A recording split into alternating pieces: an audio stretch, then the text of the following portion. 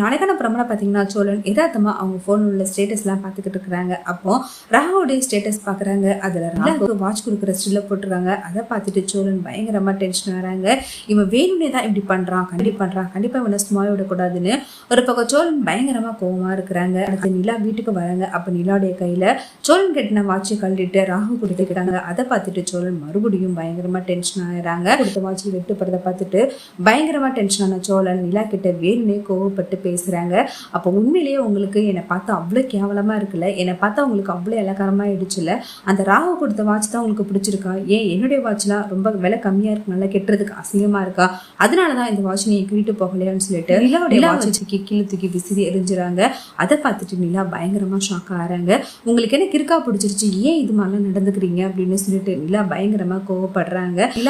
நிலா ரொம்பவே கோவமா, ஆமா எனக்கு ராகு கொடுத்த வாட்ச் தான் பிடிச்சிருக்கு அப்படின்னு சொல்லிட்டு கோவப்பட்டு கத்தி பேசுறாங்க. அந்த வார்த்தையை கேட்டதுமே சோழன் பயங்கரமா துடிச்சு போறாங்க. அது சோழன் கோபத்துல இப்பதான் தெரியுது அந்த ராகவ தான் உங்களை லவ் பண்றாங்கன்னு நினைச்சேன், இப்பதான் தெரியுது நீங்களும் சேர்ந்தா அவனை லவ் பண்றீங்க, அதனாலதான் உங்களுக்கு என்ன பிடிக்கல, என்னை விட்டு விலகி போலான்னு நீங்க முடிவுல இருக்கீங்க அப்படின்னு சொல்றாங்க.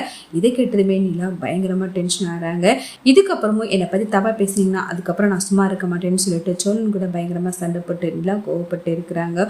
ஒரு பக்கம் சோழன் இந்த வீட்டுக்கு வரவே எனக்கு பிடிக்கல, யார் முகத்தையும் முடிக்கவே பிடிக்கலன்னு சொல்லிட்டு மறுபடியும் கோவப்பட்டு வீட்டை விட்டு வெளில போயிடறாங்க. வீட்டுக்கு வந்ததுக்கு அடுத்து சோழன் திரும்ப வீட்டுக்கு வந்ததுக்கு அப்புறம் சேரன் எதுக்காக நிலா கிட்ட போயிட்டு அது மாதிரிலாம் பேசுற, ஏன் நீ நிலாவை தப்பா பேசின அப்படின்னு சொல்றாங்க. நான் ஒன்றும் பொய் நான் சொல்லலையேனா, உண்மை தானே சொல்றேன், அந்த ராகுவ தான் இவன் லவ், அந்த ராகுவம் தான் நிலா பின்னாடி, அந்த ராகு தான் நிலா பின்னாடி, அந்த ராகு தான் நிலாவை லவ் பண்றானே, பின்னாடி தான் சுத்திக்கிட்டு இருக்கான், ஏன் இது தெரியாத அவங்க, அந்த ராகு தான் நிலாவை தான் லவ் பண்ணுறான், பின்னாடி தான் சுற்றிக்கிட்டு இருக்கான், அதனால தான் நான் அந்த மாதிரி சொன்னேன் அப்படின்னு சொல்கிறேன்.